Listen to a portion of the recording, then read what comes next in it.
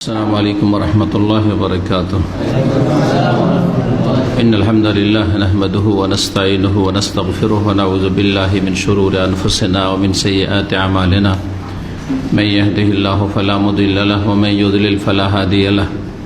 وأشهد أن لا إله إلا الله وحده لا شريك له وأشهد أن محمدا عبده ورسوله صلى الله تعالى عليه وعلى آله وصحبه وسلم تسليما كثيرا. أما بعد، فأعوذ بالله من الشيطان الرجيم.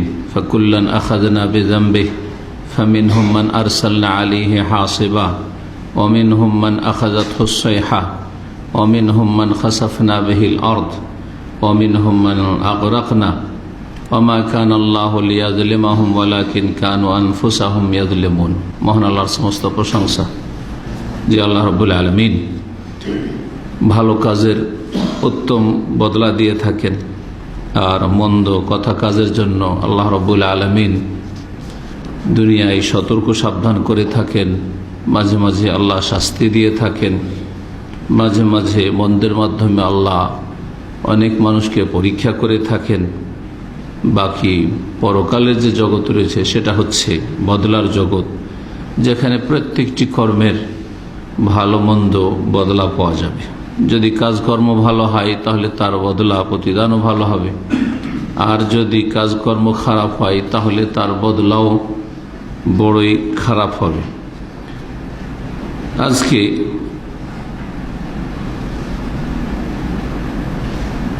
আঠাশে রজব 1440 হিজরি বৃহস্পতিবার আমাদের যে ধারাবাহিক সাপ্তাহিক আলোচনা চলছে, তাতে আমাদের একটি গুরুত্বপূর্ণ বিষয় নিয়ে আলোচনা করব, যাতে আমাদের সংশোধন হয়।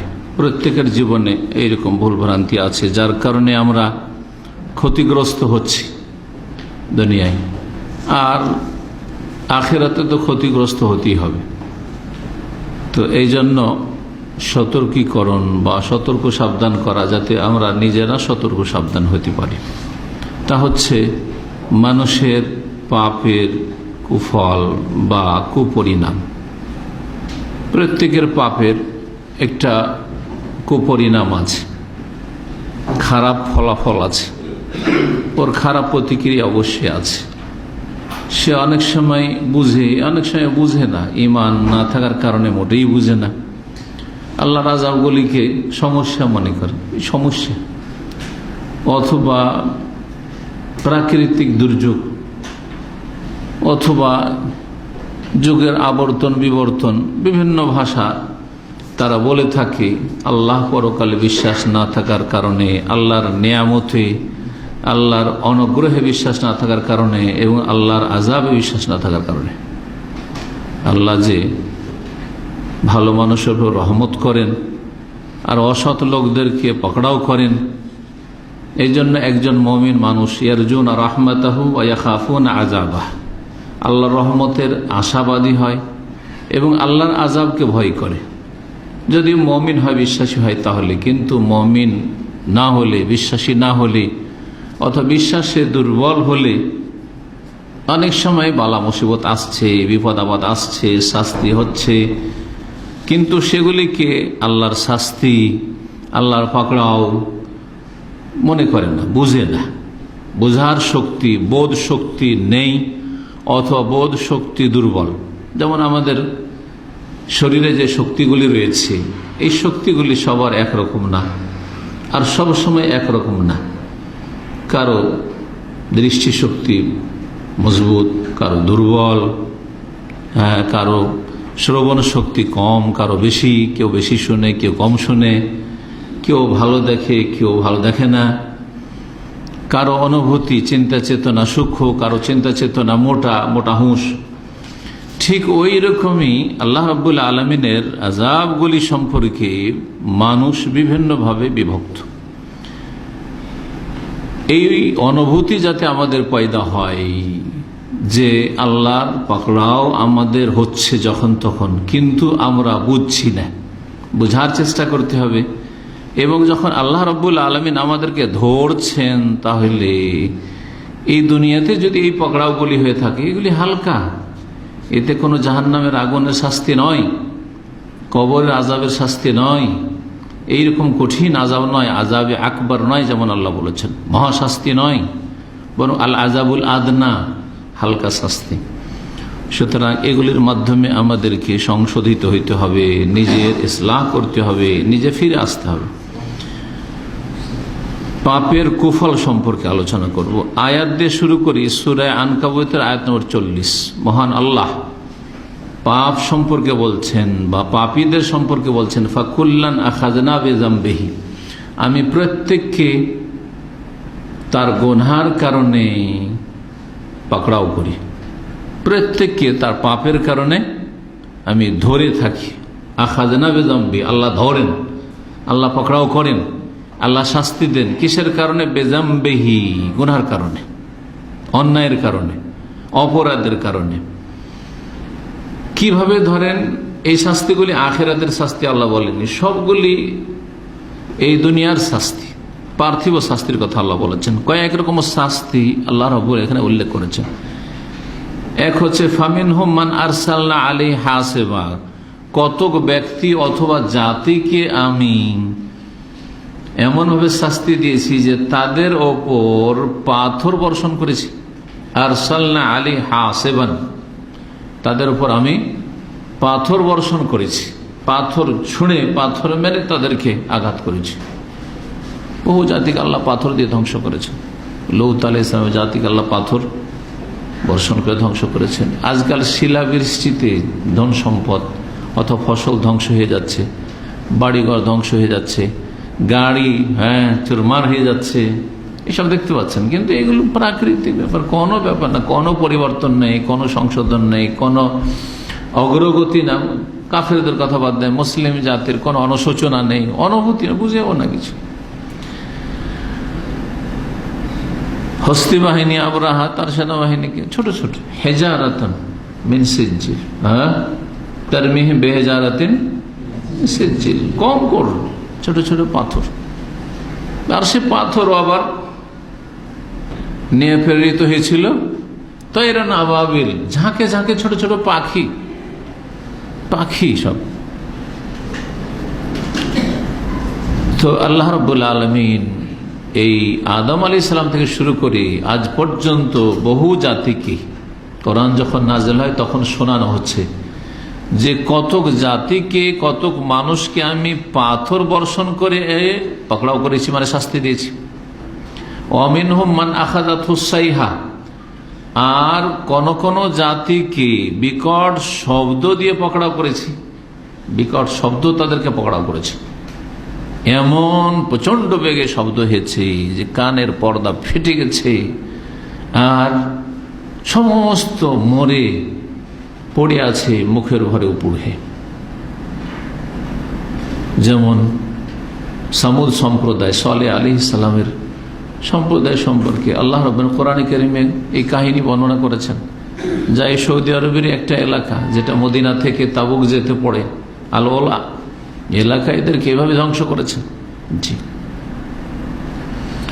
ওয়ামিনহুম মান খাসাফনা বিহিল আরদ, আর কতক জাতিকে বা কতক ব্যক্তিকে আমি ভূমিতে পুঁতে দিয়েছি, ধ্বংস করেছি, মানে ভূমিকম্প দিয়ে। ভূমিকম্প হয়েছে, মাটির ওপর থেকে মাটির তলায় চলে গেছে,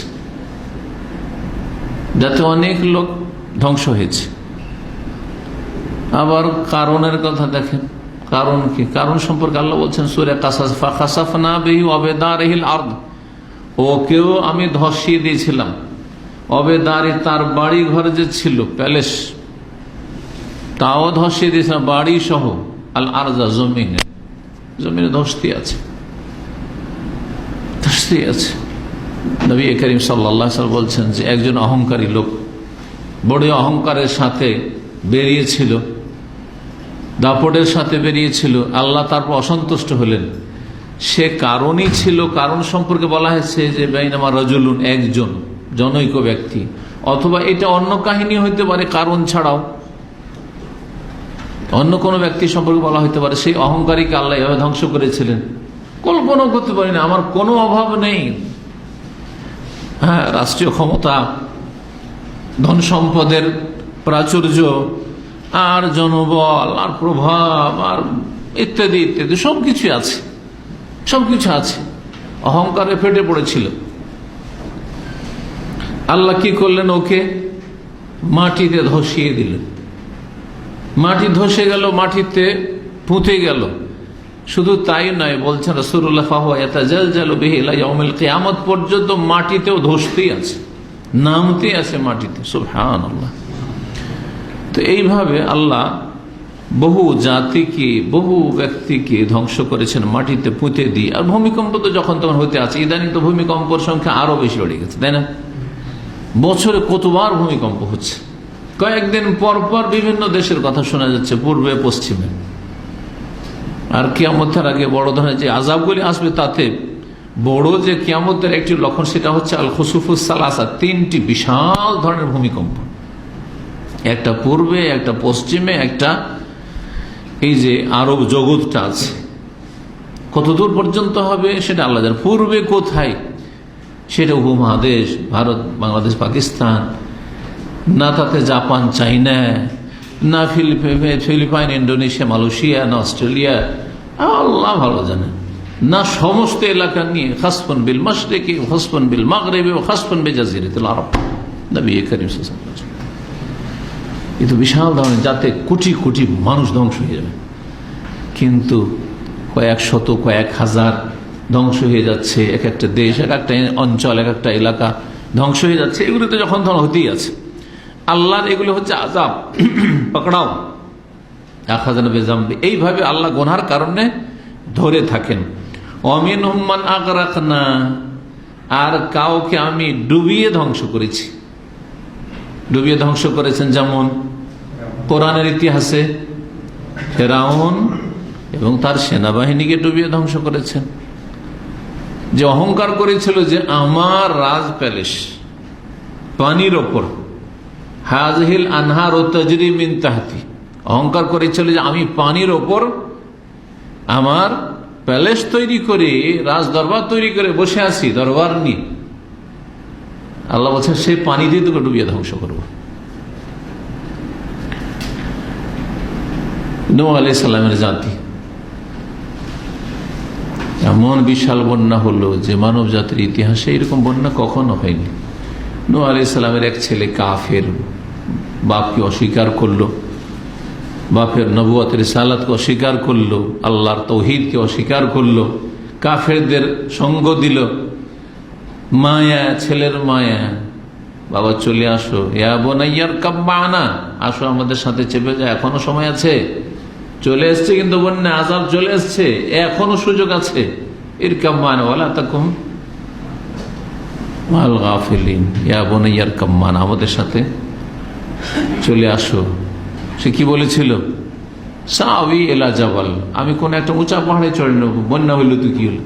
আপনার জাহাজে চড়বো না, বাপের সাথে এলো না, মুমিনদের সাথে এলো না, জাহাজে উঠলো না, অহংকার দেখালো। সুবহানাল্লাহ, যার ভাগ্য খারাপ এরকমটা হয়। নবীর ছেলে, রাসূলের ছেলে নূহ আলাইহিস সালাম, সাআবি ইলা জাবাল, পাহাড়ে উঠে যে পাহাড়েও পানি উঠবে নাকি কল্পনা করতে পারেন? ইয়াসিমুনি মিনাল মা, পানি থেকে বেঁচে যাব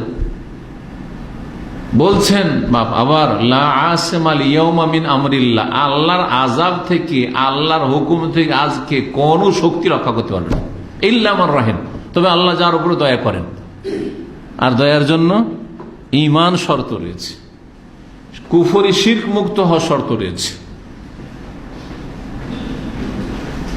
ওয়াহালা বাইনাহুমাল মৌজ, কয়েক মিনিটের মধ্যে বিশাল তরঙ্গ অন্তরায় হয়ে গেল, আড়াল সৃষ্টি করে দিল। বাপ আর ছেলেকে দেখতে পাচ্ছে না, ছেলে আর বাপকে দেখতে পাচ্ছে না। ফাকানা মিনাল মুগরাকিন, ছেলেও ডুবে ধ্বংস হয়ে গেল।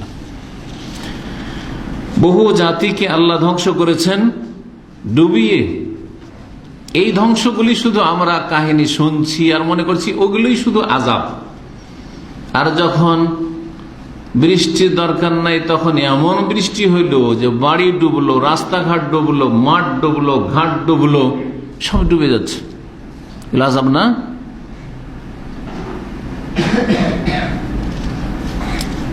বন্যাতে রাস্তাঘাট, বাড়ি ঘর, এলাকা, দেশ সব ডুবে গেল, ফসল ডুবে সব ধ্বংস হয়ে গেল, এগুলো আযাব না?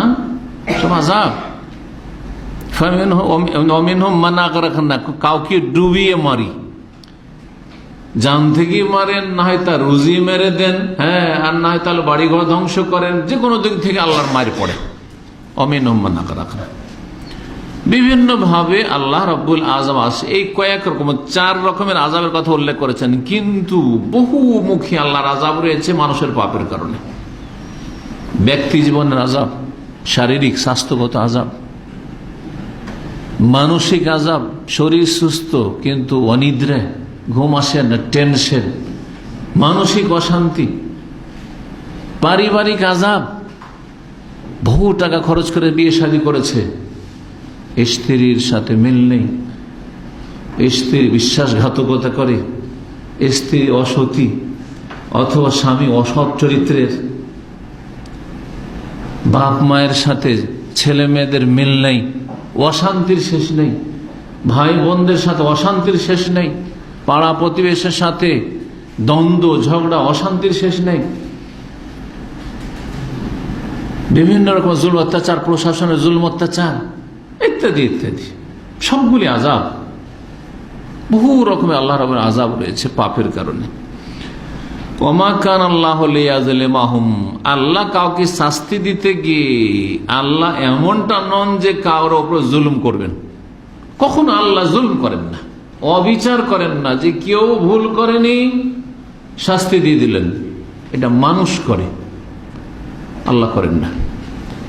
কেউ ভুল করেছে, কম শাস্তি বেশি দেওয়া হইল, এমনটা আল্লাহ করেন না। ওমা কান আল্লাহু লিয়াযলিমাহুম, আল্লাহ জুলম করনেওয়ালা নন, ওয়ালাকিন কানু আনফুসাহুম ইয়াযলিমুন, তারাই নিজের উপর জুলম করেছে, যার ফলে শাস্তি পেয়েছে।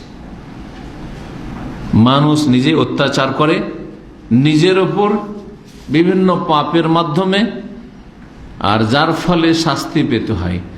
দুনিয়ার শাস্তি আখিরাতের শাস্তির তুলনায় হালকা। দুনিয়ার শাস্তি যদি আসে আর তা দিয়ে যদি সংশোধন হয়ে যেতে পারে, তাহলে জানতে হবে যে সৌভাগ্য তার, এটা জানতে হবে যে আল্লাহ তার জন্য কল্যাণ চেয়েছেন, আল্লাহ ওর জন্য মঙ্গল করেছে। আমার এই অ্যাক্সিডেন্ট হওয়াটা আল্লাহর রহমত, সেদিন থেকে আমি নামাজ ধরেছি 5 ওয়াক্ত, জি, আমার এইরকম বালা মুসিবত আসাটা আল্লাহর রহমত, সেই দিন থেকে আমি সতর্ক সাবধান হয়েছি। স্ত্রী যখন খারাপ চরিত্র হয়ে গেল, মেয়ে যখন খারাপ চরিত্র হয়ে গেল, কোর্ট ম্যারেজ করে পালিয়ে গেল, কারোর সঙ্গে উধাও হয়ে গেল, অনেকে তখন সংশোধন হয়েছে যে আমি কি করেছি, এমনটা হইল কেন আমার পরিবারে। হয়তো এর মাধ্যমে সে চরিত্রবান হয়েছে, তওবা করে ফিরে এসেছে যে আর আমি এরকম কাজ করব না, আমার পাপের কারণে আমার পরিবারে কলঙ্ক, আমার স্ত্রী খারাপ হয়েছে, অথবা আমার মেয়ে খারাপ হয়েছে, অথবা আমার ছেলে খারাপ হয়েছে। কিন্তু যাদের বোধ শক্তি নেই, নির্বোধ মুসলিম, কোনো ব্যাপার না, ও ভাবে যে আমিও এরকম এক সময় ছিলাম, আর পোলাপানি এরাও এরকম হয়েছে, এটা যে আমার পাপের শাস্তি, আমি কারো ইজ্জত হরণ করেছি, আমি কারো মেয়ের ইজ্জত নষ্ট করেছি, কারো পরিবারের ইজ্জত সম্মান নষ্ট করেছি, যার ফলে আল্লাহ আমার পরিবারের ইজ্জত নষ্ট করেছে, আযাব, এটা বুঝে না। তো এই বহুমুখী আযাব রয়েছে। মানুষ যদি ভালো কাজে নিজেকে লাগাতে পারে আর যদি পাপ মুক্ত হইতে পারে তাহলে ভাগ্যবান, কিন্তু এর জন্য প্রয়োজন রয়েছে ধৈর্যের, দৃঢ় প্রতিজ্ঞ হয়ে ধৈর্যশীল হইতে হবে। ধৈর্য ছাড়া মানুষ দিনের উপর অটল হতে পারে না, কারণ ফিতনা চারিদিকে, প্রলোভন চারিদিকে, পাপের রাস্তা সহজ, নেকির রাস্তা জটিল মনে হচ্ছে, জি, হারাম রোজগারের রাস্তা অনেক, কিন্তু হালাল রুজির রাস্তা একেবারে সীমিত। এইরকম ক্ষেত্রগুলিতে লোভ সামলে থাকা, সুদ খাবো না, ঘুষ খাবো না, বেইমানি করবো না, হারাম ব্যবসা করবো না, জর্দা তামাকের ব্যবসা করবো না, গাঁজার ব্যবসা করবো না, হিরোইন ব্যবসা করবো না, ইত্যাদি ইত্যাদি, রাতারাতি বড় লোক, এতে লোভ সামলাতে পারছে না। ধৈর্য না থাকার কারণে মানুষ পাপে লিপ্ত হয়। এই জন্য আল্লাহ রাব্বুল আলামিন ধৈর্যের জন্য বড়ই তাকিদ করেছেন। আর জুলম যেমন 3 প্রকার, তেমন ধৈর্য 3 প্রকার। জুলম অত্যাচার যেমন 3 প্রকার, তেমন ধৈর্য 3 প্রকার। একটা জুলম হচ্ছে বড় জুলম, হ্যাঁ, জুলমুন আযীম, শিরক, নিজের উপর অত্যাচার করা জুলম, ওটা আল্লাহর হক তো শিরক হইল। হ্যাঁ, জুলমুল ইবাদ, অন্যের উপর অত্যাচার করা, আল্লাহর সৃষ্টি অন্য মানুষ অথবা অন্য কোন সৃষ্টির উপর অত্যাচার করা, এই 3 রকম জুলম। এই 3 রকমের অত্যাচারের কারণে মানুষের উপর আযাব, শাস্তি আসে, বালা মুসিবত আসে। হয় সে আল্লাহর হক নষ্ট করেছে, বড় জুলুম করেছে, তৌহিদ নষ্ট করেছে, শিরকি আকীদা আমল, রাসূলুল্লাহ সাল্লাল্লাহু আলাইহি ওয়াসাল্লাম হক নষ্ট করেছে, বিদআতি আকীদা আমল, বেদাত করবেন, সুন্নাত ছাড়বেন, আর আল্লাহর রহমত নাজিল হবে দেশে, সমাজে, পরিবারে। আপনার কাছে সুন্নাত আর বেদাতে কোনো পার্থক্য নেই। যেমন আপনার কাছে লাইলাতুল কাদার, শবে কাদারের গুরুত্ব, তেমন আপনার কাছে শবে বরাত আর শবে মেরাজের বেদাতের গুরুত্ব আপনার কাছে। আযাব আসবে না? অবশ্যই আযাব আসবে। কি মনে করেছেন এগুলো পাপ না? এগুলো কাবিরা গুনাহ। বেদাত হচ্ছে কাবিরা গুনাহ, ভালো করে মনে রাখেন। এই পাপগুলোকে তো পাপই মনে করেন। চুরি করা, ডাকাতি করা, বেঈমানি করা, তারপরে চোর, ডাকাত, বেঈমান, সুদখোর যদি বালা মুসিবতে পড়ে তো অনেকে বুঝে যে আদা খেয়েছে, স্বাদ পেয়েছে, কারণ এগুলোকে পাপ মনে করে। কিন্তু বেনামাজি নামাজ পড়ে না, বালা মুসিবতে পড়েছে না, বুঝে না। বেদাতি বেদাত করার আল্লাহর আযাব দেশে, সমাজে, ওদের বাড়িতে, ওর ওপর, বুঝে না যে আল্লাহর আযাব বেদাতের কারণে। তার শিরকি আকীদার লোক, গোমরাহ, পথভ্রষ্ট, ইসলামকে ভুল বুঝেছে, তৌহিদের নেই গুরুত্ব আর কিছুর তার কাছে, আল্লাহর আযাব এগুলি বুঝে না। সেটা মনে করেছে যে বীর মুজাহিদ, বড় বড় কথা বলে মনে করেছে বীর মুজাহিদ, কিন্তু নবী করিম সাল্লাল্লাহু আলাইহি ওয়াসাল্লামের আদর্শ থেকে বিচ্যুত হয়ে অন্যকে আদর্শ হিসাবে ধরেছে, অন্যের আদর্শের অনুসরণ করেছে। নবী করিম সাল্লাল্লাহু আলাইহি ওয়াসাল্লামের নিয়ে আসা তাওহীদ সুন্নাতের আদর্শ গ্রহণ করেনি, যার ফলে আযাব। জি, তো এই 3 রকমের জুলমের কথা হইল। 3 রকমের ধৈর্য, আল্লাহর ইবাদত কাজের উপর অটলতার ক্ষেত্রে ধৈর্য। দেখেন অনেকেই টেম্পোরারি নামাজি হচ্ছে, কয়েকদিন পর নামাজ ছেড়ে দিচ্ছে। রমজান আসবে, মসজিদ ভর্তি, বাড়ির সবাই নামাজ পড়ছে, রমজান পরে আর খুঁজে পাওয়া যায় না, ধৈর্য হারা এসব। জি হ্যাঁ, তো নেকির কাজ করার জন্য, গুনাহ থেকে বাঁচার জন্য ধৈর্য ছাড়া হইতে পারে না। ধৈর্য ধারণকারী যদি হইতে পারে সত্যিকার অর্থে, তাহলে নেক হইতে পারে, পাপ মুক্ত হইতে পারে। 1 2 নম্বর হচ্ছে পাপ থেকে বেঁচে থাকার ক্ষেত্রে ধৈর্য ধারণ করা। এই দুটো বুঝেই না আমাদের দেশের মানুষরা। ধৈর্যের ক্ষেত্রে, পাপ থেকে নিজেকে সামলে রাখার ক্ষেত্রে অনেক ধৈর্যের প্রয়োজন রয়েছে। অবিবাহিত মানুষ, হ্যাঁ, আর এমন সুযোগ পেয়েছে যেখানে এলাকাবাসী কেউ নাই, কেউ জানতে পারবেন এই কলঙ্কের কথা, তার গ্রামে পৌঁছবে না, দেশে পৌঁছবে না। একজন বাংলাদেশ, ইন্ডিয়ান মানুষ গেছে ইউরোপ, আমেরিকা গেছে, চাইনা, কে চেনে ওকে? কেউ চেনে না। ওখানে গিয়ে যদি নারী নিয়ে রাস্তা ঘুরে বেড়ায়, তাও কেউ চেনে না তাকে। এইরকম জায়গায় পাপ থেকে বাঁচবে কিসের ভিত্তিতে? ধৈর্য, সবর। আস-সাবর আন মাসিয়াতিল্লাহ। গুনাহের ক্ষেত্রে যদি ধৈর্য ধারণ করতে পারে, নিজেকে সামলাতে পারে, তাহলে গুনাহ থেকে বাঁচতে পারে। না হলে এখানে সামাজিক বাধা নেই, পারিবারিক বাধা নেই, চক্ষু লজ্জা বলে কিছু নেই, কেউ চেনে না তাকে। জি। আর 3 নম্বর সবর হচ্ছে আস-সাবরু আলাল বালা। বালা মুসিবত, বিপদ আপদে, অপ্রীতিকর তকদির, অসন্তোষজনক তকদির, এমন তকদির হইল যে যেটা মানুষ নিজে থেকে মেনে নিতে পারে না, নিজের হাতে ক্ষমতা থাকলে, মনের উল্টা অশান্তি, তারপর ধৈর্য ধারণ করতে হবে। তো দিনের উপর কায়েম থাকার জন্য, গুনাহ থেকে বাঁচার জন্য ধৈর্য ধারণ অত্যন্ত জরুরি।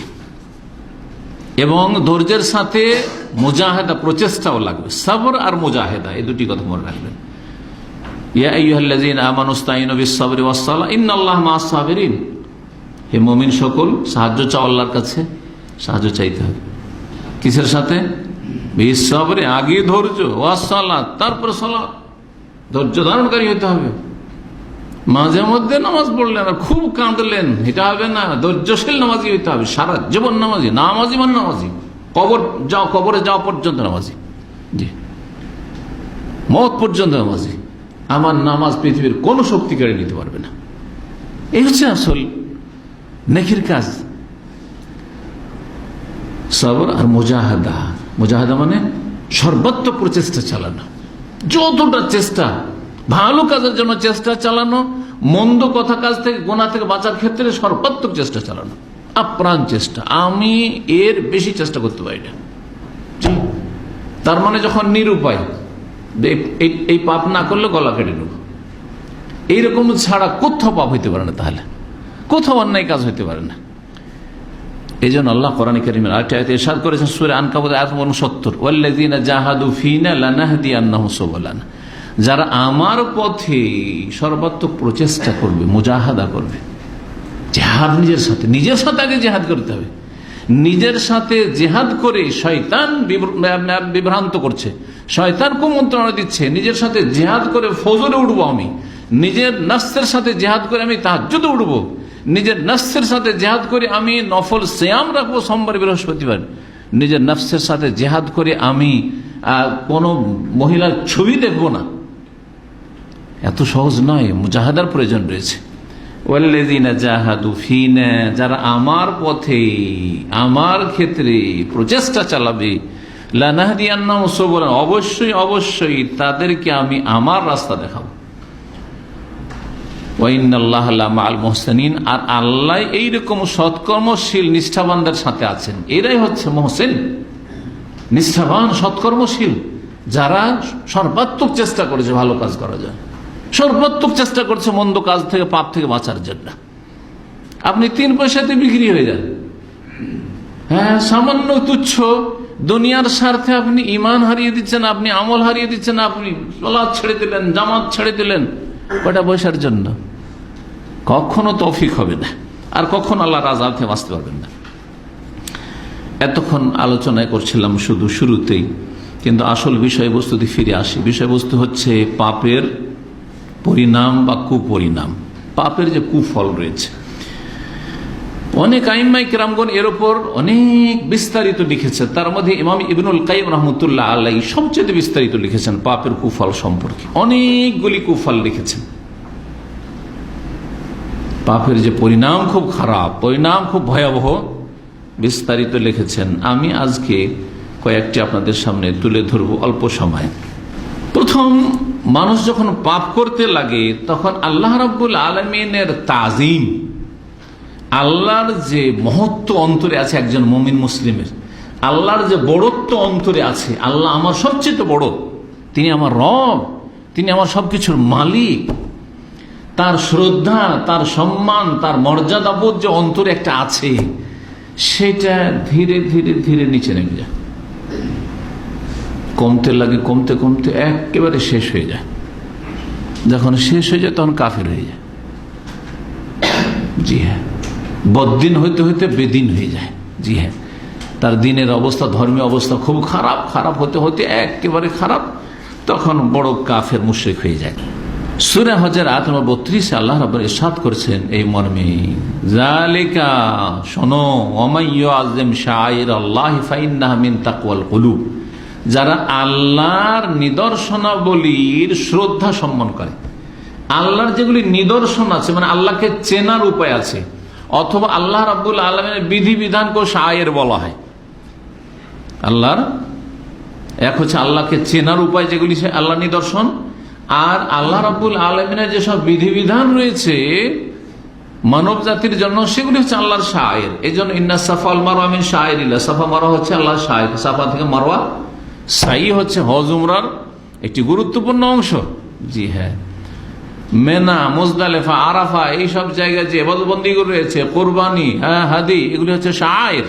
অল বুদনা জাআলনাহা লাকুম মিন শায়েরিল্লাহ, কুরবানির উট আল্লাহর নিদর্শন, আল্লাহর বিধান যে তোমরা কুরবানি করবে হাজি সাহেবরা। তো যারা আল্লাহর শায়েরের তাজিম করবে, আল্লাহর বিধানের যদি তাজিম করার কথা আল্লাহ বলেন এখানে, তাহলে আল্লাহর তাজিম কত করতে হবে। যাদের অন্তরে আল্লাহর তাজিম এবং আল্লাহর শায়ের নিদর্শনাবলীর তাজিম রয়েছে, জানতে হবে ফাইন্নাহা মিন তাকওয়াল কুলুব, এটা তার অন্তরের আল্লাহ ভীরুতা পরহেজগারির ফলাফল। অন্তরে আল্লাহর ভয় আছে বলেই তার অন্তরে তাজিম আছে। মানুষের অন্তর থেকে যখন ভয় চলে যায়, আল্লাহর তাকওয়া শেষ হয়ে যায় বা দুর্বল হয়ে যায়, তখন আল্লাহর তাজিম, আল্লাহর শ্রদ্ধা সম্মান কমে আসে, আল্লাহর মর্যাদা কমে আসে। তখন তার কাছে তার স্ত্রীর মর্যাদা বেশি হয়ে যায়, তার সমাজের মর্যাদা বেশি হয়ে যায়, তার বাপ মায়ের মর্যাদা বেশি হয়ে যায় আল্লাহর চাইতে, রাসূলের চাইতে। এগুলোর উদাহরণ এক একটা দিলে ওতে আলোচনা করতে থেকে যাব। আমরা এত সংক্ষেপে আলোচনা করে অনেক কথা বলার চেষ্টা করি, যার ফলে কিন্তু উদাহরণ না দিলে মগজে ঢুকবে। যেমন বলি আপনাকে, স্ত্রীর তাজিম, স্ত্রীর মর্যাদা আল্লাহর চাইতে বেড়ে যায়। স্ত্রীর বলছে দাঁড়িয়ে রাখতে হবে না, রাখবে না। কার মর্যাদা বেশি তার কাছে? আল্লাহর নাম স্ত্রীর। বাপ মা বলছে যে তোর অমুক মারা গেছে, তোর দাদা মারা গেছে, তোর নানা মারা গেছে, এটা ভোজ ভাজ কিছু করতে হবে।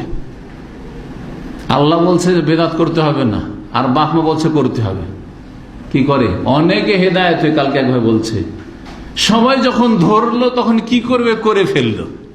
আপনার কাছে কার তাজিম বেশি? আল্লাহর তাজিম বেশি না আপনার বাপ মার তাজিম বেশি?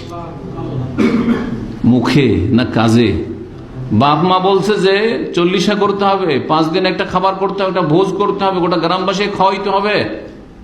আর আল্লাহ বলছে কুল্লু বিদআতিন দালাল কুল্লু দালালাতিন ফিন্নার। নবীর কথা করি, আল্লাহর কথা। হ্যাঁ, কথা ঠিক কিনা? তাহলে আপনি যাবেন কোন দিকে? কার তাজিম আপনার কাছে বেশি? মুখে বললে হবে, কাজে দেখাইতে হবে। আগে আল্লাহর তাজিম, তারপরে বাপ মার তাজিম। সমাজে কি বলবে, দেশবাসী কি বলবে যে এরা কত কৃপণের কৃপণ, যে দাদা মরল, দাদি মরল, বাপ মরল, কিছু খাওয়াইলো না, কিছু করলো, খরচ করলো না। হ্যাঁ, সমাজের মর্যাদা তাজিম বেশি না সমাজের রবের মর্যাদা তাজিম বেশি আপনার কাছে? হাতে নাতে বুঝতে হবে, শুধু মুখে বললে হবে না। মুখে তো আমাদের বাঙালি মুসলিম সবাই বলে আল্লাহ বড়, আল্লাহ আকবার সবাই পড়ে, কিন্তু কাজের বেলা কারো কাছে কিছু বড়, কারো কাছে কিছু বড়, কারো কাছে কিছু বড়, গায়রুল্লাহ বড়, আর নামে শুধু আল্লাহ আকবার।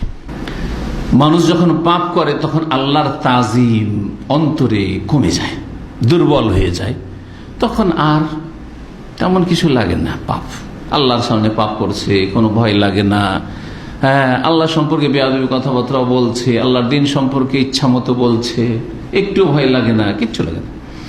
2 নম্বর পাপের কুফল হচ্ছে যে মানুষ যখন পাপ করে তখন মানুষের রিজিক সংকুচিত হয়ে যায়, রিজিকের দ্বার সংকুচিত হয়ে যায়। চাকরির উপর, ব্যবসার উপর, হ্যাঁ, ইনকাম সোর্সের উপর, অথবা স্বাস্থ্যের উপর, বিভিন্ন বিষয়ে পরিবারের যেসব ভালো দিক ছিল সেগুলির ওপর কুপ্রভাব পড়তে লাগে। রিজিকের রাস্তা কি হয়ে যায়, সংকীর্ণ হয়ে যায়, সংকুচিত হয়ে যায়। এই মর্মে তারগীব তারহিব একটি হাদিস রয়েছে, হাদিসটি সহিহ। রাসূলুল্লাহ সাল্লাল্লাহু আলাইহি ওয়াসাল্লাম বলেছে, ইন্নার রাজুলা লা ইউহরামু রিজক, মানুষ রিজিক থেকে বঞ্চিত হয়ে যায় বিযামবে ইউসিবহু, যখন গুনাহ করে, তখন পাপ করলে কি হয়, রিজিক থেকে বঞ্চিত হয়ে যায়। একটা ভালো রাস্তা আপনার জন্য খুলছিল, হালাল রাস্তা, ভালো একটা ইনকাম সোর্সের রাস্তা খুলছিল, কিন্তু আপনার পাপের কারণে সে রাস্তাটা বন্ধ হয়ে গেল। আল্লাহ আপনাকে ভালো সুখ শান্তির একটা জীবন দিয়েছিলেন, পারিবারিক জীবন, রুজি দিয়েছিলেন, চাকরি দিয়েছিলেন, অথবা ব্যবসা দিয়েছিলেন, ভালো ব্যবসা বাণিজ্য চলছিল, দেশ খুব উন্নতিতে ছিল, কিন্তু যেমনই পাপ করা শুরু করলো দেশের লোকেরা, সমাজের লোকেরা, বিভিন্ন পরিবার, তখন রিজিকের রাস্তাকে সংকুচিত করে দিয়ে আল্লাহর আযাব, রিজিকের ক্ষেত্রে আল্লাহর মাইর পড়ল। তখন মানুষ রিজিক থেকে বঞ্চিত হয় কিসের কারণে? বিযামবে ইউসিবহু, গুনহার কারণে। আবু সুলাইমান আদ-দারানি রাহমাতুল্লাহ আলাইহি তিনি খুব সুন্দর কথা বলেছেন, অত্যন্ত মূল্যবান। এটা আপনারাও নিজের ঘরে ঘরে দেখতে পাবেন। অনেক নেক লোক, বড় ওলিউল্লাহ ছিলেন তিনি যদি এই কথা বলেন তো আমি আপনি কোথায়? আমরা অনেকে 5 ওয়াক্ত নামাজ যদি পড়তে পারি, আর যদি ফরজ ঘাটতি না থাকে, কাবিরা গুনাহ তো চোখে দেখতে পাই না, তো মনে করছি আমরা অনেক ভালো মানুষ হয়ে গেছি, আমাদের কিন্তু অনেক ভালো ছিলেন। তিনি বলছেন, কি বলছেন শুনেন, বলছেন আন্নি আসিল্লাহ, কখনো কখনো আল্লাহ আমি নাফরমানি করে দিই, বুঝতে পারি যে এটা গুনাহ হয়ে গেল, ভুল হয়ে গেল। ফাআরিফু যালিকা ফি খুলুকি দাব্বাতি ওয়া যাওজাতি, আমি যে আল্লাহর নাফরমানি করেছি, গুনাহ করেছি, এই গুনাহর কুফল, গুনাহর কুপরিণাম আমি দেখতে পাই আমার জীবজন্তুতেও আর আমার স্ত্রীর চরিত্রেও। ব্যাখ্যা করা লাগবে, তাই না? আমি যখন পাপ করি কেমন করে বুঝতে পারি যে আমার উটটা কি করলো, কিছু ক্ষতি করে দিল, ক্ষতি করে দিল, পিঠ থেকে আছাড় দিয়ে ফেলে দিল, হ্যাঁ, অথবা আর কিছু করলো, হ্যাঁ, জি হ্যাঁ, আমাদের দেশে গাভী পুষে, মানুষ পুষে না, জি, গাভীর দুধ হয় না, বন্ধ হয়ে গেল, হ্যাঁ, একটা কোনো দুর্ঘটনা হইল, হ্যাঁ, তো আমার জীবজন্তুতেও, বাড়িতে যে গবাদি পশুগুলি আছে, উট আছে, গরু আছে, ছাগল আছে, ওগুলোতেও বুঝতে পারি যে আমি গুনাহ করেছি, গুনার ফসল, আমার গুনার কুফল। যাতে আমার স্ত্রীর চরিত্র, আচার আচরণও বুঝতে পারি, স্ত্রী নাফরমানি, হ্যাঁ, স্ত্রীর অবাধ্যতা, অথবা স্ত্রীর মধ্যে বিভিন্ন বিভিন্ন রোগ আছে, বিভিন্ন ধরনের দোষ ত্রুটি আছে একজন মানুষের। কারো চরিত্রে দোষ না থাকলে আর কিছু কথার দোষ আছে তার। আপনাকে খুব খুশি করতে চায় কিন্তু আপনার বাবা মাকে কষ্ট দিচ্ছে। একজন নেক মানুষ, আপনি খুশি হবেন? আপনাকে খুব খুশি করতে চায় আপনার স্ত্রী, কিন্তু তোমাকে নিয়ে আমি থাকতে চাই, সুখী থাকতে, তোমার বাপ মায়ের সাথে না, খুশি হবেন আপনি? কিন্তু আপনি যদি অসৎ হন তাহলে আপনি খুশি হন, ভালোই তো, হ্যাঁ, ছোট পরিবার, সুখী পরিবার। তো সুবহানাল্লাহ, মানুষ যখন পাপ করে তখন বুঝতে পারে আশেপাশে যে আমি পাপ করেছি। জীবজন্তুর অবস্থা দেখলে বুঝতে পারে, স্ত্রীর অবস্থা দেখলে বুঝতে পারে। আর একটু যে আজকাল কর্মক্ষেত্র বেড়েছে, আপনি যখন বাড়ি থেকে ডিউটিতে আসছেন, আসার পরে আপনার কলিগের সাথে ঝগড়া, হ্যাঁ, মুদির অসন্তুষ্ট হয়ে গেল, হ্যাঁ, সুপারভাইজার জ্বালাইতে শুরু করলো, আর একজন হিংসা করা শুরু করলো, আর কোনখানে বিপদ আপদ চলে আসলো, রাস্তাঘাটে গাড়ি চালাতে গাড়ি অ্যাক্সিডেন্ট হয়ে গেল, রাস্তাঘাটে গাড়ি চালাচ্ছেন কিচ্ছু বলেননি, এমনিতে এক লোক এসে আপনাকে মারধর করা শুরু করলো, করছে না, অপমান করে দিল, কত কি ঘটছে। চিন্তা করতে হবে যে এগুলি কেন হইল, চিন্তা করো যে এটা কেন হইল। বলছেন আমি যখন গুনাহ করি তখন বুঝতে পারি, আমার জীবজন্তু দেখলে আর আমার স্ত্রী চরিত্র দেখলে বুঝতে পারি যে আমার গুনাহ হয়েছে, সেই জন্য এরকমটা হইল।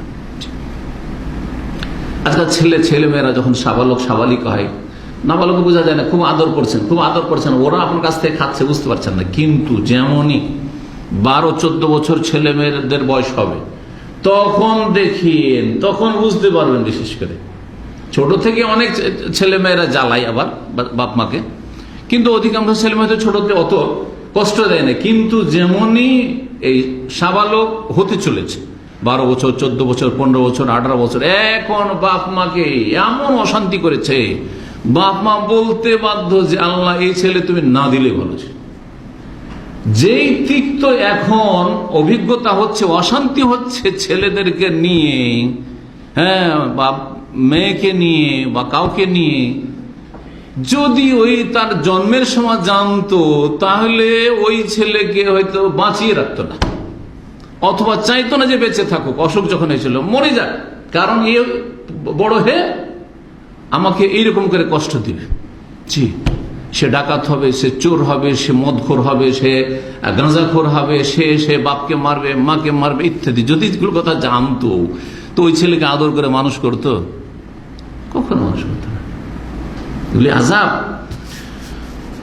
3 নম্বর কুফল হচ্ছে, মানুষ যখন পাপ করে, এটা বিশেষ করে আলেম সমাজের জন্য, এটা বিশেষ করে মাদ্রাসা পড়া লোকদের জন্য, যারা ইসলামিক শিক্ষা অর্জন করে তাদের জন্য। আম জনগণ তো দিন শিখতেই চায় না অধিকাংশই। অল্প কিছু লোকেরা যারা দিনের সাথে জড়িত বা ইসলামী সেন্টারের সাথে জড়িত, তারা দিন শিখার ক্ষেত্রে আগ্রহী না হলে, আমি তো নামাজ পড়ছি যথেষ্ট মনে করেন, ডাক্তার ইঞ্জিনিয়ার, আমি তো নামাজ পড়ি, আর কি, আর শিখার কি আছে? আমি তো একজন মুসলিম, আমার শিখার কি আছে? কিছুই জানে না, না তাওহীদ জানে না, সুন্নাহ জানে না, শিরক জানে না, বিদআত জানে। বহু লোকের সাথে এরকম শিক্ষিত সমাজে কথা বলে দেখবেন, ও মনে করে যে আমি মুসলিম, এটা আমার জন্য এনাফ, যথেষ্ট, আর কি।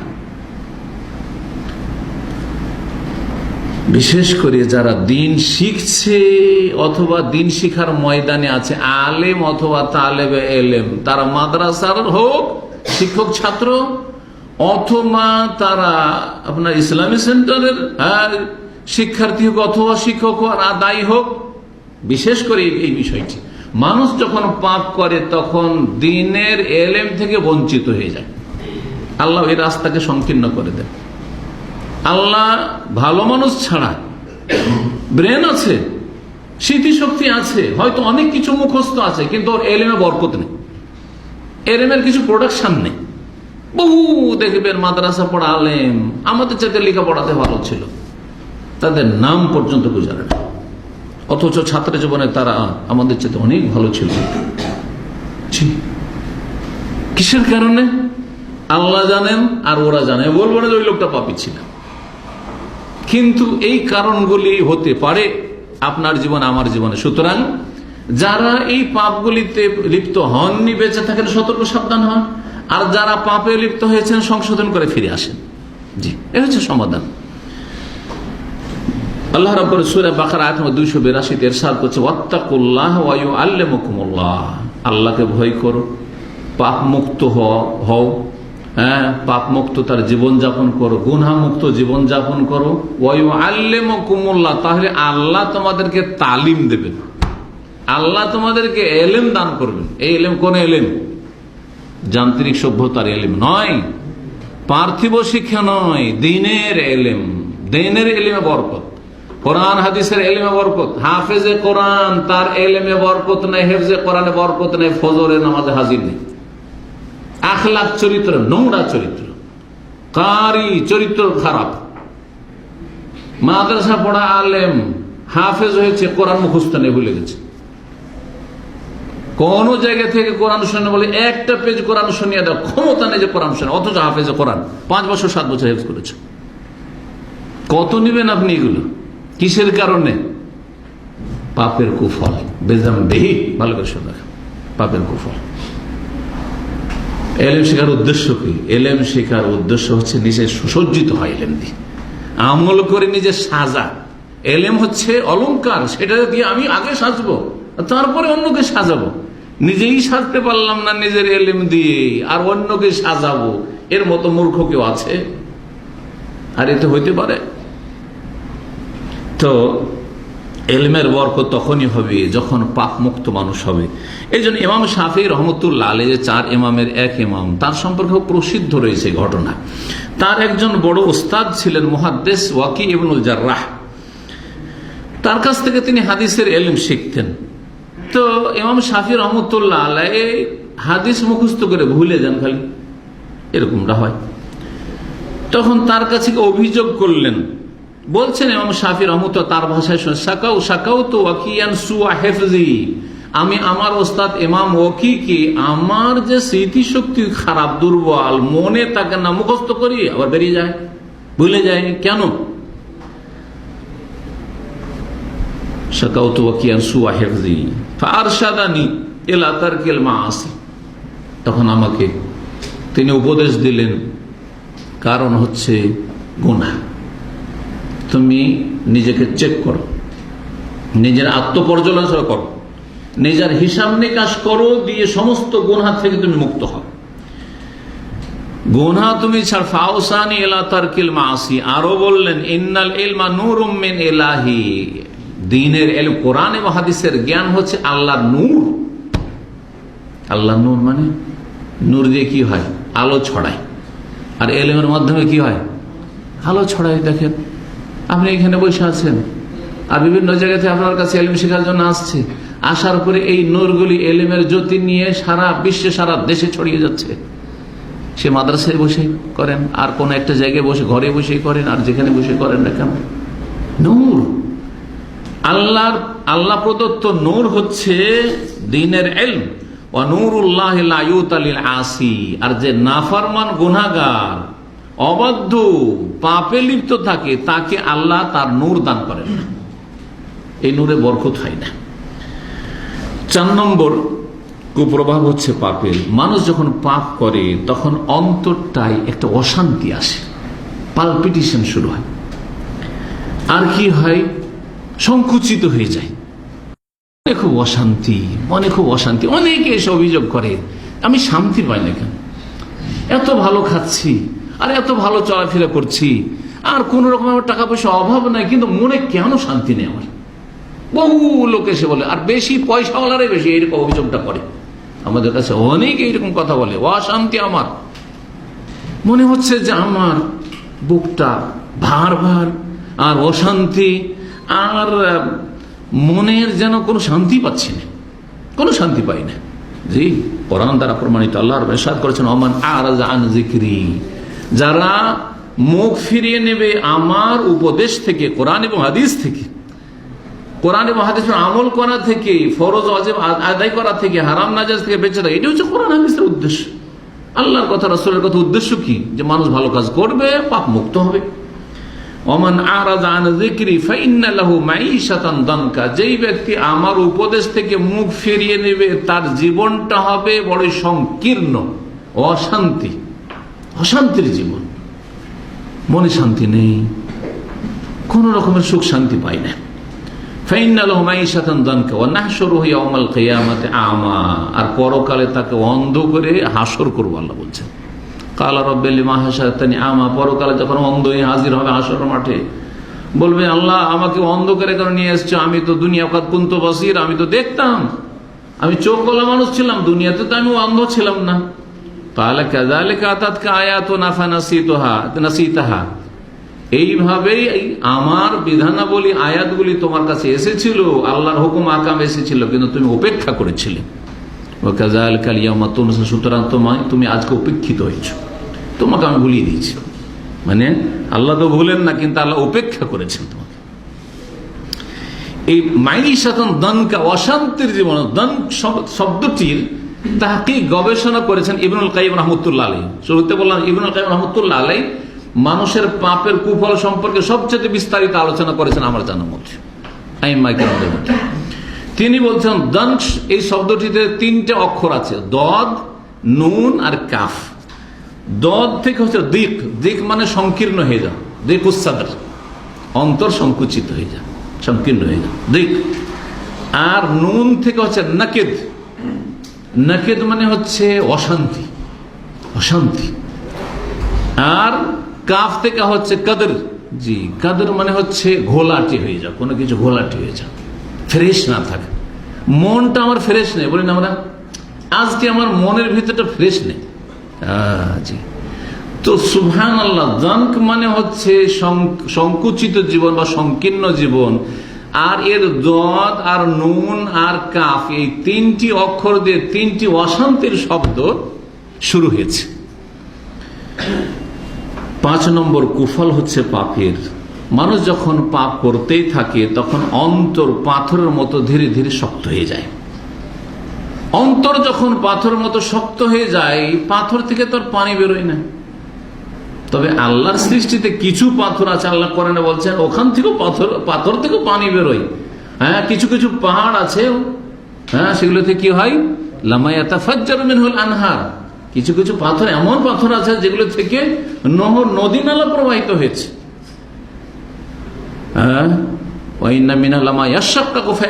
আর কিছু কিছু পাথর বিদীর্ণ হয়ে ফেটে যায়, আর সেখান থেকে পানির ঝর্ণা প্রবাহিত হয়। আর কিছু কিছু পাথর আছে যেগুলি খসে পড়ে আল্লাহর ভয়, পাথরের মতো আল্লাহর ভয় আছে, পাথর থেকে পানি বেরোয়। কিন্তু মানুষের অন্তর যখন পাথরের মতো শক্ত হয়ে যায় তখন চোখ শুকিয়ে যায়, অশ্রু প্রবাহিত হয় না, মন নরম হয় না। মন নরম করার চেষ্টা করে, মন নরম হয় না। অন্তরকে এগিয়ে নেওয়ার চেষ্টা করে, হয়তো তিরস্কার করে যখন বালা মুসিবত আসে, স্ত্রী মরেছে, স্বামী মরেছে, ছেলে মেয়ে মরেছে, বাপ মা মরেছে, বা কিছু হয়েছে, বড় ধরনের বিপদ আপদ হয়েছে, দুর্ঘটনা হয়েছে, তখন অন্তরকে নরম করার চেষ্টা করে, কিন্তু নরম হয় না, আল্লাহর দিকে ফিরে আসে না। আল্লাহ অন্তরে এমন ভাবে মোহর লাগিয়ে দেন, তখন চোখ শুকিয়ে যায়, অন্তর শক্ত হয়ে যায় আর চক্ষু শুকিয়ে যায়। সূরা মুতাফফিফিন আয়াত নম্বর 14 আল্লাহ ইরশাদ করেছেন, কাল্লা বাল রানা আলা কুলুবিহিম, শোনো, রানা আলা কুলুবিহিম, যারা পাপিষ্ঠ তাদের অন্তরে জং মরিচা লেগে গিয়েছে। মা কানু ইয়াকসিবুন, কিসের কারণে? তাদের কর্মফল হিসাবে, তাদের কৃতকর্মের কারণে, তাদের পাপের কারণে, মানুষের পাপের কারণে এইরকমটা হয়। 6 নম্বর পাপের কুফল হচ্ছে, মানুষ যখন পাপ করে তো দুনিয়াতে আল্লাহকে লাঞ্ছিত করে দেন, অপদস্থ করে দেন। আখিরাতের আযাব আজকের আলোচনা নয়, আজকের আলোচনা হচ্ছে শুধু দুনিয়ার আযাব। কারণ দুনিয়াতে তো শান্তিতে থাকতে চান, দুনিয়াতে কাফেরও শান্তি থাকতে চায়, দুনিয়াতে নাস্তিকও শান্তিতে থাকতে চায়, দুনিয়াতে বহুত্ববাদী মুশরিক পৌত্তলিক সবাই শান্তি থাকতে চায়। মুসলিম তো শান্তিতে থাকতে চাইবে, কিন্তু শান্তির পথ খুঁজতে হবে।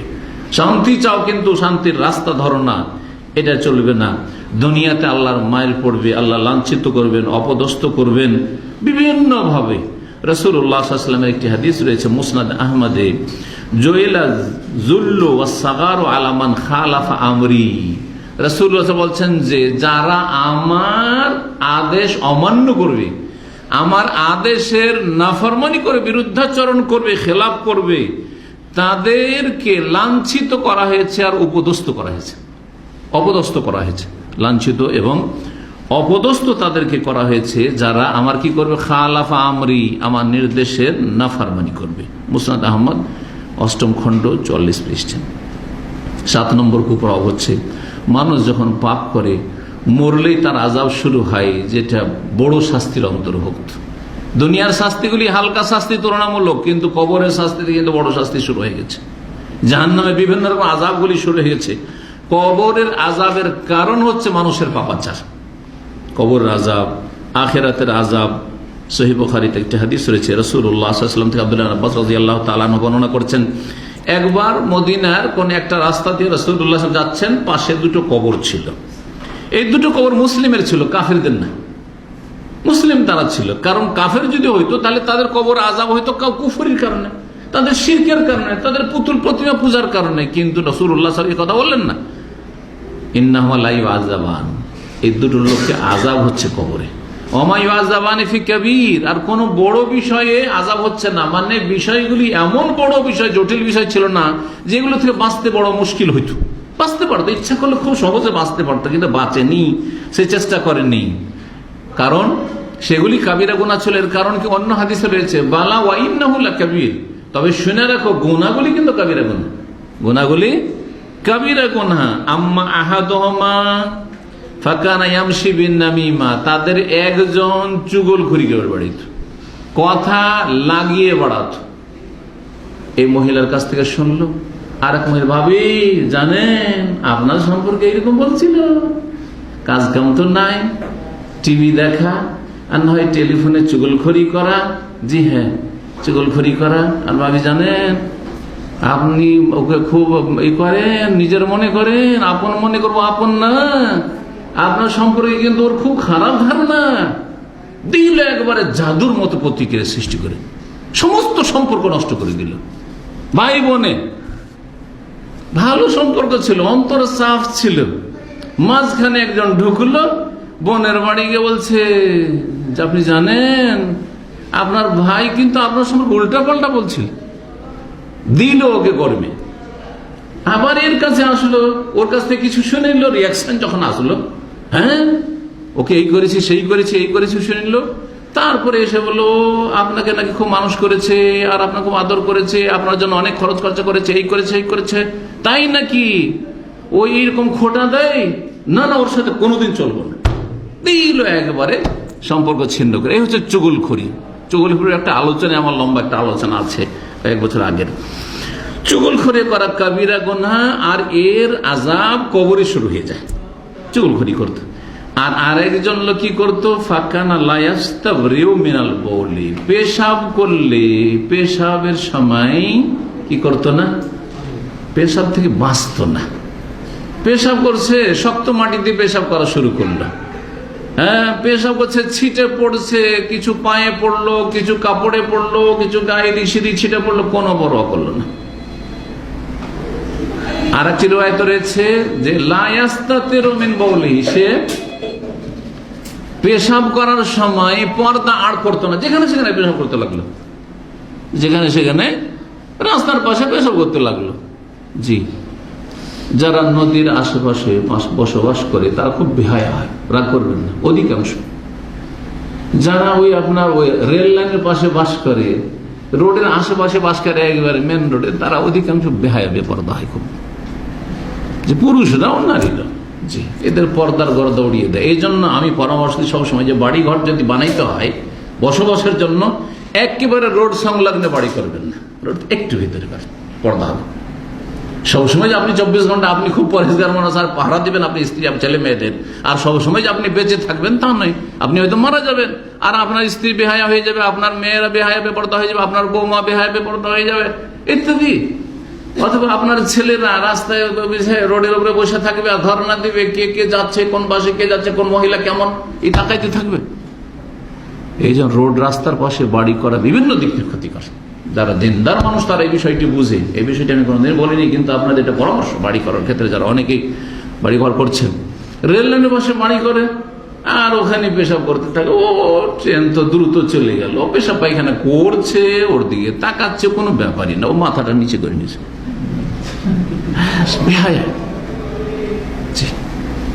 নদীর পাশে যারা বসবাস করে, নদী ছাড়া গোসল করা হয়, বাসার পাশে নদী আর টিউবওয়েলে গোসল করব, হ্যাঁ না না, মহিলা শাড়ি পরে আর সালোয়ার কামিজ পরে নদীতে ডুব দিয়ে গোসল করে কাপড় শরীরের সাথে লেগে গেছে আর সব কিছু দেখা যাচ্ছে, একবার বস্ত্রহীনের মতো আসছে না, রাস্তা দিয়ে হেঁটে বেড়াচ্ছে, নদী থেকে উঠে আসছে, পাশে পুরুষের ঘাট, পাশে খুব ভালো যদি হয় পাশে পুরুষের ঘাট, পাশে মহিলার ঘাট, মহিলারা পুরুষকে দেখছে, পুরুষ মহিলাকে দেখছে, কোনো ব্যাপার না। আউযুবিল্লাহ, আউযুবিল্লাহ। জি, কি বলছিলাম, হ্যাঁ পেশাবের সময় বলা হয়েছে, কিন্তু বিভিন্ন সময় গোসলের সময় যদি কেউ পর্দা না করে, শরীরে যেসব অঙ্গ প্রকাশ করা জায়েজ নাই, আর মহিলার কোনো অংশ বেগানা পুরুষের কাছে প্রকাশ করা জায়েজ নয়, এগুলি কবর আযাবের কারণ। রাসূলুল্লাহ সাল্লাল্লাহু আলাইহি ওয়াসাল্লাম এই দুইজনের কবরের শাস্তির কথা বললেন, আর তারপরে কিছুদিনের জন্য যাতে আযাব হালকা হয় সেজন্য লক্ষণ হিসাবে খেজুরের ডাল পুঁতে দিলেন। এর মানে এই নয় যে আপনি যে কোনো কবরে খেজুরের ডাল পুঁতবেন আর খেজুরের ডাল তসবিহ করতে থাকবে আর খেজুরের ডালের বরকতে আপনার কবরের আযাব হালকা হবে, এটা একটি বিদআত। এটা আরেকটি বিদআত। যদি এটাই শরীয়তের বিষয় হতো, তার নবী সাল্লাল্লাহু আলাইহি ওয়াসাল্লাম প্রত্যেক কবরে খেজুরের ডাল কাটতেন, করেছেন? করেননি, একটি কবরে করেছেন। এই জন্য লাআল্লাহু ইউখাফফাফ আনহুমা মা লাম ইয়াইবিসা, হতে পারে যে এদের কবর আযাব হালকা করা হবে যতদিন এইটা শুকায়নি। মানে নবী সাল্লাল্লাহু আলাইহি ওয়াসাল্লামকে তখন জানানো হয়েছে যে তুমি দোয়া করলে এদের জন্য, আর এরা মুমিন গুনাহগার, এদের আযাব হচ্ছে, এদের আযাব হালকা করা হবে, কিন্তু কতদিন? এই কিছুদিন, হ্যাঁ 15 দিন, 1 মাস, 2 মাস, ঠিক আছে, এতদিন যতদিন পর্যন্ত এই ডালটা শুকাবে না ততদিন। তাই বলেছেন রাসূলুল্লাহ সাল্লাল্লাহু আলাইহি ওয়াসাল্লাম। এর মানে এই নয় যে এখান থেকে তিলকে তাল করে আমরা খেজুরের ডাল পোতা শুরু করবো। এই খেজুরের ডাল বাংলাদেশে পাই না, ধরুন বাঁশ কেটে বাঁশ পোতা শুরু করব, অথবা আর কিছু পোতা শুরু করব, আর বলবো যে এটাতে যতক্ষণ রস থাকবে তখন জিকির আজকার করতে থাকবে। এটাই বা কোনখানে আছে যে গাছের রস থাকলে জিকির আজকার করে, শুকিয়ে গেলে জিকির আজকার করে না? এই বিষয়গুলি আসলে সংশয় আমাদের দেশের বেদাতীদের, এগুলো দূর করার প্রয়োজন রয়েছে। এমন কোন দলিল নেই যে গাছ জীবিত থাকলে বা গাছের রস থাকলে তসবিহ করে আর শুকিয়ে গেলে তসবিহ করে না, এমন কথা আছে নাকি? কিছুদিন আগে তসবির আলোচনা করলাম, কিন্তু 2-3 সপ্তাহ আগে, তাই না? সেখানে আছে ওয়াইম মিন শাইইন ইল্লা ইউসাব্বিহু বিহামদি, প্রত্যেক বস্তু তসবিহ করে। হ্যাঁ, প্রত্যেক সেই মানে যে কোনো জিনিস, যে কোনো বস্তু তসবিহ করে, সেটা শুকনো হোক আর লোহা হোক, কোন ধাত মেটাল জিনিস হোক, আর আপনার বুতুল হোক, আর কাঠ হোক, শুকনো হোক, আর রসাল হোক, মাটি হোক, আর যা কিছু হোক না কেন, ইল্লা ইউসাব্বিহু বিহামদি ওয়ালাকিন লা তাফকাহুনা তাসবিহাহুম। তাহলে এইসব কথা আমাদের দেশে এক শেষ বিদায়তে আলেম সমাজের বিভ্রান্তিকর কথা, যা খেয়াল খুশি কথা তারা বাড়িয়েছে। 8 নম্বর কুপ্রভাব হচ্ছে যে মানুষ যখন পাপ করে তখন আল্লাহর নিয়ামত ছিনিয়ে নেওয়া হয়, বিশেষ করে নিরাপত্তার নিয়ামত। নিরাপত্তা ছিনিয়ে নিয়ে আল্লাহ রাব্বুল আলামিন ভীত সন্ত্রস্ত করেন। আজকে সবচেয়ে বেশি ভয়ে ভীত মুসলিম বিশ্ব, মুসলিম দেশ, মুসলিম সমাজ, যেখানেই হোক না কেন। আজকে ভারতের মুসলিমরা কট্টরপন্থী, চরমপন্থী হিন্দু যারা RSS, বিশ্ব হিন্দু, আর এইরকম চরমপন্থী যেগুলি বিজেপি, তাদের কাছে ভীত সন্ত্রস্ত। কি যে হবে, কি যে হবে, আল্লাহর আযাব। ভালো করে শোনেন, এইরকমই কোথাও জালেম শাসক আর ভয়, প্রশাসন জুলম অত্যাচার করছে, যাকে তাকে উঠিয়ে নিয়ে চলে যাচ্ছে, আর 2-4 লাখ টাকা, এত টাকা ঘুষ দাও, তারপর ছেড়ে যাও, আল্লাহর আযাব। ভালো করে শুনেন, আল্লাহর আযাব কিসের কারণে? আপনাদের কারণে, আপনার মতো আমার মতো পাপীদের কারণে।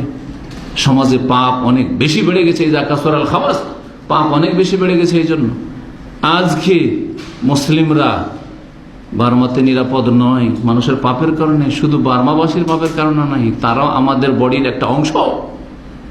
মুসলিম জাতি যেখানকারই হোক না কেন পাপে ডুবে গেছে, যার ফলে এইসব আযাব। আজকে সিরিয়াতে আল্লাহর আযাব, আযাব, জি। ফিলিস্তিনে এসব আল্লাহর আযাব, ইরাকে আল্লাহর আযাব, জি। আজকে ইরানে, জি, আল্লাহর আযাব। এই কয়েকদিন ধরে যে বন্যার কথা শুনেছেন না? আলহামদুলিল্লাহ, আজকে তো দেখলাম যে বন্যাতে খোমেনির যে কবর মাজার বানিয়ে গায়রুল্লাহর পূজা চলছিল, একেবারে বেরোলে আমাদের দেশের মাজারপন্থীদের চাইতে বেশি পূজারী এরা, এই শিয়ারা, এই কবর সহ একবারে আল্লাহ ভাসকে নিয়ে ধ্বংস করে দিয়েছে। জি হ্যাঁ, আল্লাহর আযাব। শেখা উচিত যাদের আকীদা ত্রুটি আছে, মানহাজের ত্রুটি আছে, তাওহীদ সুন্নতের ত্রুটি আছে, শিরক বেদাতে লিপ্ত, অথবা বেনামাজি বেদিন, হারাম খায়, হারাম চলে, হারাম জীবন যাপন করে, প্রত্যেককে আল্লাহ রাব্বুল আলামিন সতর্ক করেছেন তার আযাব থেকে। নিরাপত্তার নিয়ামতকে আল্লাহ ছিনিয়ে নেন মানুষ যখন পাপে লিপ্ত হয়। সূরা আনআমের আয়াত নম্বর 82 আল্লাহ ইরশাদ করেছেন, আল্লাযীনা আমানু ওয়া লাম ইয়ালবিসু ঈমানাহুম বিযুলমিন উলাইকা লাহুমুল আমনু ওয়া হুম মুহতাদুন। যারা ঈমান নিয়ে আসবে এবং ঈমানের সাথে জুলমের সংমিশ্রণ ঘটাবে না, মুমিন, খাঁটি মুমিন, জুলুম করবে না, শিরকের জুলুম করবে না, নিজের উপর জুলুম করবে না, কাবিরা গুনাহ করে বা ফরজ ওয়াজিব ছেড়ে, এবং কোন মানুষের উপর জুলুম করবে না, কোন সৃষ্টির উপর জুলুম করবে না, তাদের জন্য আল আমন, সার্বিক নিরাপত্তা রয়েছে। ওয়া হুম মুহতাদুন, এবং তারাই হেদায়েত প্রাপ্ত। তাহলে আল্লাহ নিরাপত্তা কখন দিবেন? যখন আমরা শিরক মুক্ত হব, জুলম মুক্ত হব, পাপ মুক্ত হব, গুনাহ মুক্ত হব। ওয়ালাম ইয়ালবিসু ঈমানাহুম বিযুলমিন, শুধু জাতিতে মুমিন মুসলিম হলে হবে না, এই কথা আল্লাহ স্পষ্ট জানিয়ে দিয়েছেন। 9 নম্বর পাপের কুফল হচ্ছে যে মানুষের পাপ এর কারণে দুশ্মনদেরকে, শত্রুদেরকে আল্লাহ চাপিয়ে দেন, শত্রুদেরকে আল্লাহ রাব্বুল আলামিন চাপিয়ে দেন। জি হ্যাঁ, শত্রু, বহিরাগত শত্রু, আর ঘরের মুনাফিক শত্রু, নাস্তিক বেদিন শত্রু রয়েছে, ধর্ম নিরপেক্ষতার কুফরিতে বিশ্বাসী শত্রুরা রয়েছে। জি হ্যাঁ, সমাজবাদে বিশ্বাসী, এইসব রয়েছে। ঘরের আর বাইরের বহু শত্রুকে আল্লাহ রাব্বুল আলামিন চাপিয়ে দেন। কখন? যখন মানুষ পাপে লিপ্ত হয়ে যায়। এই মর্মে আবু দাউদে হাদিস রয়েছে, হাদিসটি সহিহ। নবী করিম সাল্লাল্লাহু আলাইহি ওয়াসাল্লাম বলেছেন, ইযা তাবায়াতুম বিল ঈনাতে, ঈনা হচ্ছে সুদি ব্যবসা, সুদি কারবার। আজকাল মুসলিমরা সুদে ডুবে আছে, সুদি কারবারে ডুবে আছে অধিকাংশ। সুদকে এমন কোন ব্যাপারই মনে করেন না। যদি ব্যাংকের সুদ নাও খায়, কোন মানুষের কাছে সুদ না খায়, তো বন্ধকের সুদ খাচ্ছে। বাঙালি সমাজ বন্ধকের সুদ খাচ্ছে। আরে জমিটা আমি দিয়ে রাখলাম ওকে, আর ও আমার না, ও টাকা নিল আর আমি জমিটা নিয়ে রাখলাম, তো আমি খেলাম, তো কি হলো? সুদ খেয়েই যাচ্ছে, আল্লাহর ভয় নেই। এরকম বহু রকমের সুদ খাচ্ছে। যখন তোমরা সুদি কারবার করবে, ওয়াখাজতুম আজনাবিল বাকার, আর গরুর লেজ ধরে ঘুরবে তোমরা, তার মানে তোমরা ক্ষেত খামার নিয়ে, ফসল নিয়ে, বাগান নিয়ে একেবারে মশগুল, ব্যস্ত হয়ে যাবে, দিনকে ছেড়ে দেবে। আজান হয়ে গেল, নামাজ হয়ে গেল, দোকান খোলা, দোকানে কাজবার চলছে। আজান হয়ে গেল, নামাজ হয়ে গেল, মাঠে এখন চাষাবাদ চলছে। আজান হয়ে গেল, এখনো ধান কাটাকাটি চলছে, গম কাটাকাটি চলছে, মারামারি চলছে, কোনো ব্যাপার নাই। যখন তো দুনিয়া নিয়ে মেতে উঠবে, ওয়ারাদিতুম বিল হায়াতিদ দুনিয়া ওয়ারাদিতুম বিজ-জারঈ, অন্য রিওয়ায়াতে রয়েছে, যখন দুনিয়া পেয়ে সন্তুষ্ট হয়ে যাবে, যথেষ্ট পেয়ে গেছি, দুনিয়ার কোনো অভাব নেই, তখন ওয়াতারাকতুমুল জিহাদা ফি সাবিল, আল্লাহর রাস্তার জিহাদ যে আল্লাহ ফরজ করেছেন, কিন্তু পাবলিকের উপর না। এই হাদিস পড়ে আপনি সবাই যাকে থেকে রাস্তায় বলবেন যে জিহাদ, এবার তো না না, এই জিহাদ যখন প্রয়োজন হবে তখন মুসলিম সরকারের নেতৃত্ব হবে। এই কথাও রাসূলুল্লাহ সহিহ বুখারীর হাদিসে বলে দিয়েছেন। আমাদের সমাজের যারা চরমপন্থী খারেজি এবং খারেজিদের পৃষ্ঠপোষক যারা, তারা এই হাদিসের 1 পয়সা মূল্য দেয় না, যে ইসলামের জিহাদ বিনা নেতৃত্ব হয় না, নেতৃত্ব হচ্ছে মুসলিম শাসকের নেতৃত্ব। অজুহাত মুসলিম শাসক করে না, মুসলিম শাসক করে না, তোমার আল্লাহ ফরজ করেছেন নাকি? না, তোমার তো ফরজ করেননি, তোমার যেটা ফরজ সেটা। তুমি গরিব মানুষ, তোমার টাকা নেই, তোমার জাকাত ফরজ। তুমি গরিব মানুষ, টাকা নেই হজ করার, হজ ফরজ। তাহলে ইসলামের 5টার তো 2টোই চলে গেল গরিব হওয়ার কারণে। তো তুমি আম দেশের নাগরিক, জনগণ, শাসক নও, সুতরাং তোমার জিহাদ ফরজ না? ফরজ না। এই কথাটা খারিজি চরমপন্থীদের, জঙ্গিদের আর এদের পৃষ্ঠপোষক যারা, এদের পৃষ্ঠপোষকতায় যারা মুসলিম শাসকগুলিকে তাগুত করে ফতোয়াবাজি করে, আর মুসলিম শাসকের বিরুদ্ধে এরা সোচ্চার বেশি, আর এরা মনে করে যে এইটা হচ্ছে দিন কায়েম করা, তাদের বড়ই গুমরাহি যে রাসূলুল্লাহ সাল্লাল্লাহু আলাইহি ওয়াসাল্লাম এই হাদিসের 4টি পয়সা তাদের কাছে মূল্য নেই। ইন্নামাল ইমামু জুন্নাহ, যে মুসলিম শাসক হচ্ছে আমাদের ঢাল স্বরূপ, তার নেতৃত্বে, তার মাধ্যমে প্রতিরক্ষার ব্যবস্থা রেখে তখন আগে বাড়তে হবে, যখন বলবেন তারা। আল্লাহ যেন সকলের সংশোধনে তৌফিক দান করেন। যখন এইরকম কাজগুলি করবে, হারামে লিপ্ত হয়ে যাবে, দুনিয়ায় মেতে উঠবে, সাল্লাল্লাহু আলাইকুম যুল্লা, আল্লাহ তোমাদের লাঞ্ছনা চাপিয়ে দেবেন, লাঞ্ছিত করে দেবেন, দুশ্মনকে চাপিয়ে দেবেন। লা ইয়ানজিহু আনকুম, আল্লাহ এই লাঞ্ছনা আর এই জালেমদেরকে তোমাদের থেকে সরাবেন না, হাত্তা তারজিউ ইলা দীনিকুম, যতক্ষণ পর্যন্ত দিন ইসলামের দিকে আবার ফিরে না আসবে। 10 নম্বর, আর এটা দিয়ে শেষ করব, সেটা হচ্ছে যে মানুষ যখন পাপে লিপ্ত হয়, ব্যক্তি অথবা সমাজ, তখন মুসলিমদের ঘরোয়া দ্বন্দ্ব শুরু হয়ে যায়, গৃহযুদ্ধ শুরু হয়, মুসলিমের রক্তের জন্য পিপাসু হয়ে উঠে, মুসলিমকে খুন করে, আপোষের লড়াই শুরু হয়। সহিহ মুসলিমে এই মর্মে হাদিস রয়েছে, নবী করিম সাল্লাল্লাহু আলাইহি ওয়াসাল্লাম বলছেন, সাআলতু রাব্বি সালাসান, আমি আমার রবের কাছে 3টি দোয়া করলাম, ফাআতানি ইসনাতাইন, 2টি দোয়া আল্লাহ দিলেন, মানে শুনলেন, কবুল করলেন। কি 2টি দোয়া শুনলেন আর একটি শুনলেন? বলছেন সাআলতু রাব্বি আল্লাহ ইউহলাকা উম্মতি বিসসানা, আমি আল্লাহর কাছে দোয়া করলাম, আল্লাহ আমার মুসলিম জাতি যেন দুর্ভিক্ষে সব ধ্বংস না হয়ে যায়, সারা বিশ্ব থেকে মুসলিম সব শেষ, সোমালিয়ার মতো হয়ে গেল, একবারে দুর্ভিক্ষে সব শেষ হয়ে গেল, এমনটা যেন না হয়। ফাআতানিহা, আল্লাহ বলছে ঠিক আছে, সারা বিশ্বের মুসলিম একসাথে না খেয়ে মরবে না, এটা নিশ্চয়তা রাসূলুল্লাহ সাল্লাল্লাহু আলাইহি ওয়াসাল্লাম হাদিসে রয়েছে। ওয়াসালতু আল্লাহ ইউহলাকা উম্মতি বিল গারাক, আর আমি আল্লাহর কাছে দোয়া করলাম, আল্লাহ আমারকে ডুবিয়ে সারা বিশ্বের সমস্ত উম্মতকে ধ্বংস করে দিও। তো এমন বড় আযাব আসবে না যে ব্যাপক হারে সারা বিশ্বের মুসলিম সব আল্লাহর আযাবে, আসমানি বা জমিনি আযাবে ধ্বংস হয়ে যাবে, এইরকমটা আল্লাহ করবেন না। ফাতানিয়া, এটাও দোয়া শুনলেন আল্লাহ রাব্বুল আলামিন। ওয়া সাআলতুহু, 3য় দোয়া করলাম, আল্লাহ ইয়াজআলা বাসাহুম বাইনাহুম, আল্লাহ মুসলিমকে মুসলিমদের বিরুদ্ধে লড়িয়ে দিও না, মুসলিমকে মুসলিমের বিরুদ্ধে লড়িয়ে দিও না।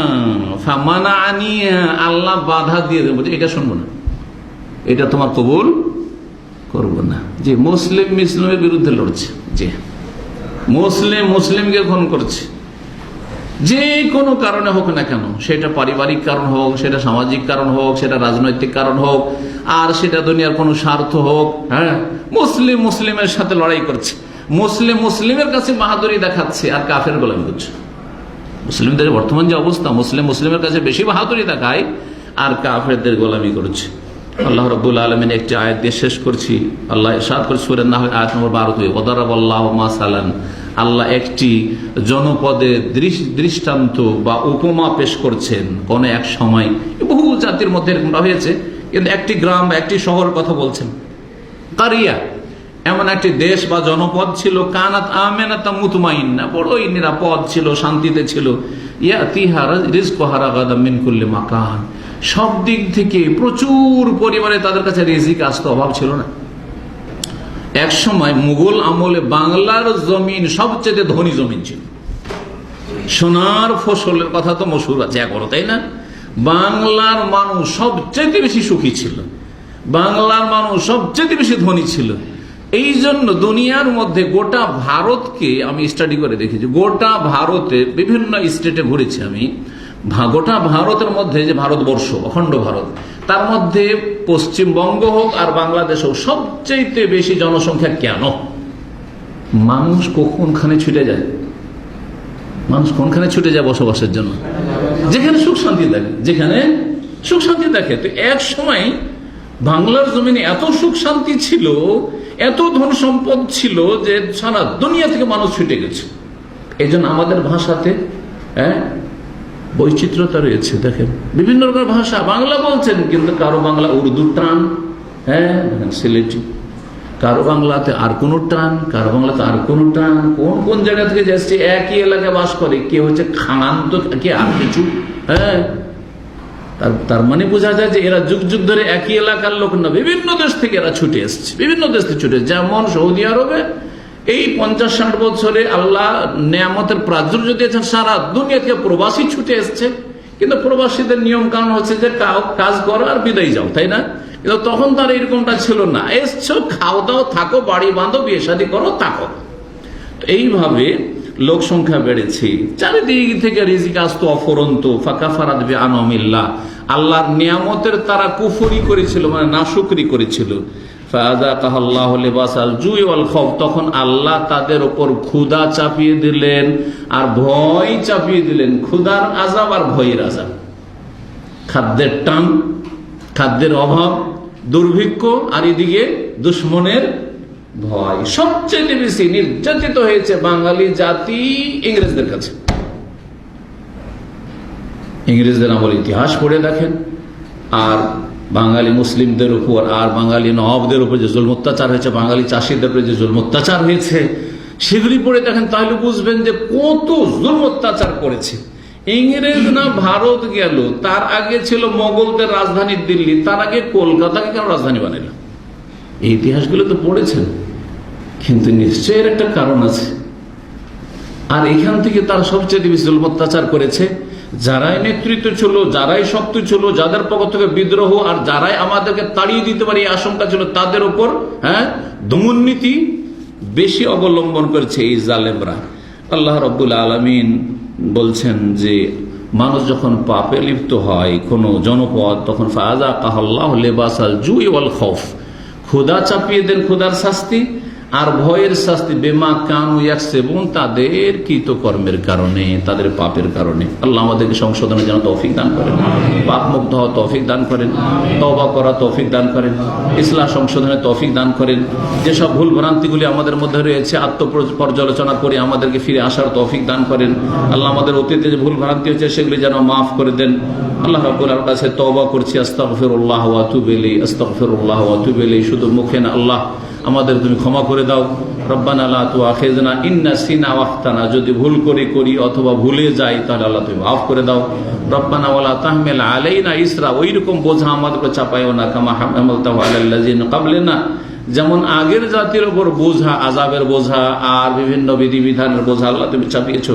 রব্বানা ওয়ালা তুহাম্মিলনা মা লা তাকাতা লানা বিহ, যেই বালা মুসিবত বরদাস্তের আমাদের ক্ষমতা নাই, এইরকম বোঝা, এরকম আযাব আমাদের উপর চাপিয়ে দিও না।